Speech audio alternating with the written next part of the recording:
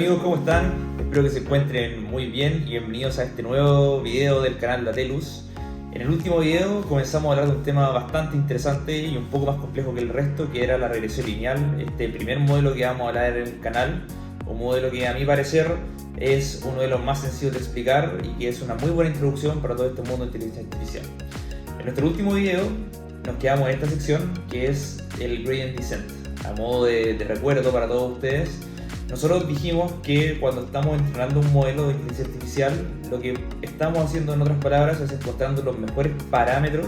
Recordemos que los parámetros los representamos por un beta, beta 0, beta 1, beta 2, hasta los m betas que tengamos, dependiendo de la cantidad de variables explicativas que vayamos a usar en nuestro modelo. Entonces lo que hacemos es buscar los mejores parámetros que se ajusten a nuestros datos y nos den mejores predicciones o nos ayuden mejor a clasificar nuestros datos, ¿ya? Pero para encontrar estos parámetros, que es una tarea bastante compleja por lo demás, necesitamos algún tipo de estrategia.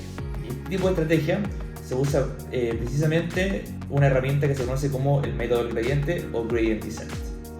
Entonces, para los que tuvieron alguna clase de cálculo, van a desempolvar su conocimiento, y los que no se preocupen porque vamos a hablar de algunos temas con un poquito más de detalle acá. Creo que lo van a explicar, lo van a entender de forma bastante sencilla, ¿ya? Entonces, para poder entender cómo funciona este método del gradiente, primero lo que necesitamos entender es que es una derivada, ¿ya? Me gusta siempre explicar esto con imágenes, porque siempre es bueno complementar el texto con una imagen. Entonces, en términos sencillos, una derivada es la pendiente de la recta tangente a una función en un punto en específico, ¿ya? En este caso estoy trabajando solamente con rectas, por lo que es más fácil entender lo que es la pendiente, que básicamente es la inclinación de la recta. Como dice acá, es su inclinación, y aquí tenemos tres rectas, ¿ya? Las líneas A y B, que son estas en azul y rojo, poseen pendientes positivas, siendo la línea B de una mayor pendiente porque está más inclinada, y por otra parte tenemos la línea C, que tiene una pendiente negativa, ¿ya? Porque va hacia abajo. ¿Y cómo calculamos esta pendiente? Bueno, tomemos este ejemplo en dos dimensiones.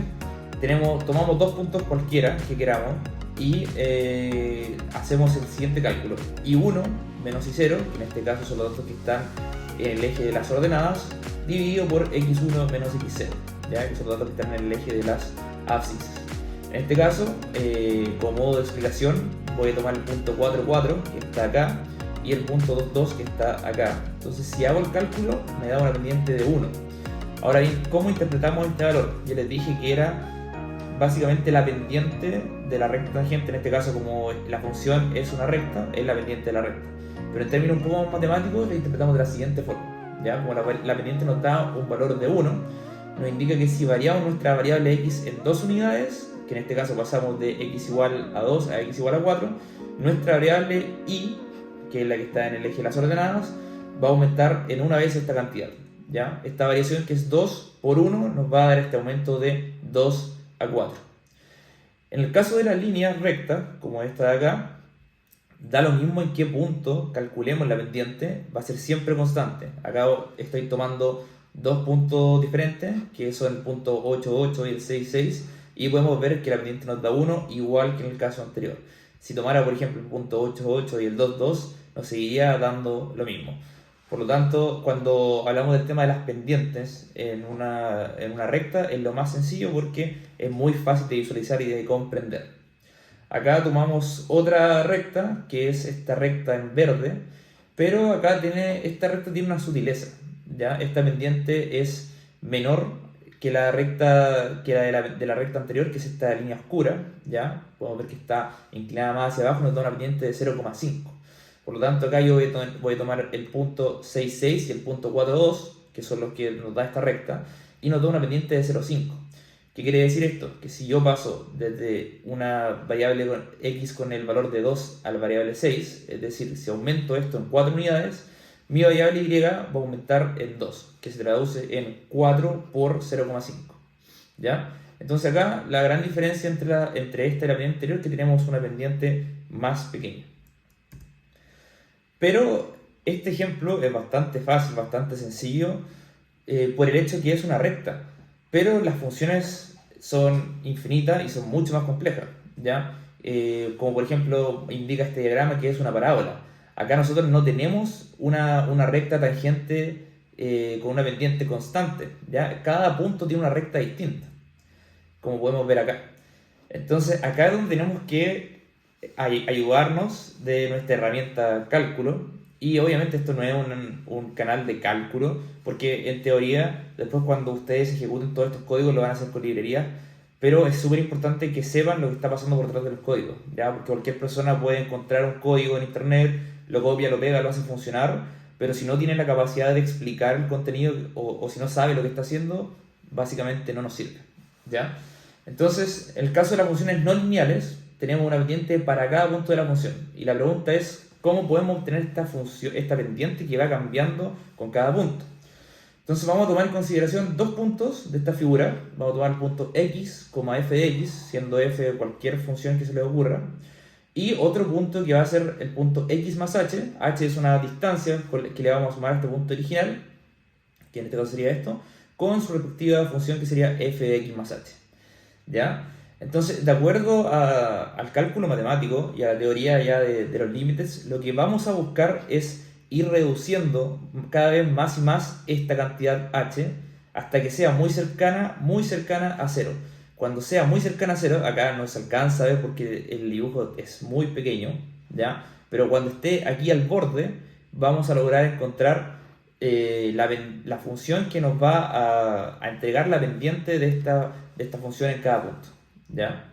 Acá el dibujo está un poco más grande, como les dije, tomamos estos dos puntos y la idea es ir acotando un poco más este delta h y nos vamos a colocar de nuestro amigo límite, que básicamente nos dice lo que les he estado explicando. Vamos a hacer esta distancia h lo más pequeña posible, incluso hasta lo más cercano a cero, y ahí vamos a encontrar la función. Y todo esto va a quedar mucho más claro con este ejemplo, que tomemos el mismo diagrama que les dije al comienzo, una parábola, y esta función, la parábola más simple, que sería x al cuadrado, ¿ya? Por lo tanto, la función de x más h, que fue esta distancia, esta función de este nuevo punto, que le adicionamos esta pequeña cantidad de h, sería x más h al cuadrado. Si reemplazamos en la fórmula, nos va a quedar x más h al cuadrado menos x al cuadrado partido por h.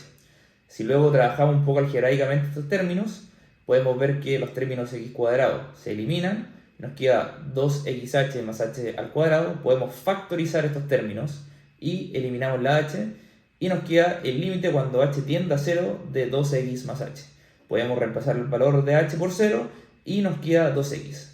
Por lo tanto, ¿esto qué nos indica? Que para cada punto de esta función, de esta parábola, la pendiente de la recta tangente a cada uno de estos puntos se va a calcular como 2 por x, ¿ya? Es un término bastante complejo, que, o sea, con este ejemplo ya se ve bastante simple, pero en la realidad es mucho más complejo porque las funciones son mucho más difíciles que x cuadrado, que es lo que vamos a ver después porque vamos a tener que calcular derivadas de nuestras funciones de costo. Y ahí se va a poner un poco más complicado el tema. Pero la idea es que entiendan qué es una derivada y cómo se calcula. Y la pregunta es, ¿por qué hicimos todo esto?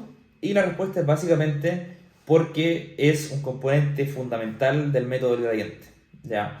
El método del gradiente ocupa la derivada parcial de los parámetros respecto a nuestra función de costo, que en el video pasado vimos una de las tantas funciones de costo que existen, que era el mean squared error.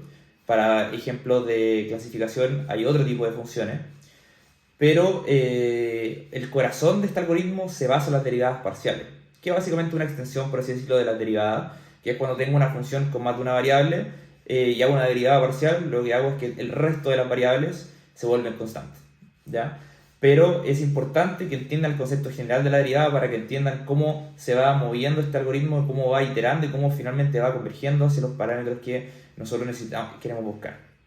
Entonces este segundo video lo vamos a dejar hasta acá. La idea de este video era que comprendieran la teoría detrás de las derivadas, ya que es algo que vamos a ocupar en nuestros próximos videos en los cuales vamos a explicar cómo funciona el gradient descent con más detalle y con un ejemplo un poco más sencillo. Así que nuevamente, muchas gracias por visitar los videos de Atelus, invitarlos que le digan a todos sus amigos, amigas, familiares, a todos los conocidos que se suscriban al canal, Para mí es un honor poder compartir con ustedes todo este conocimiento.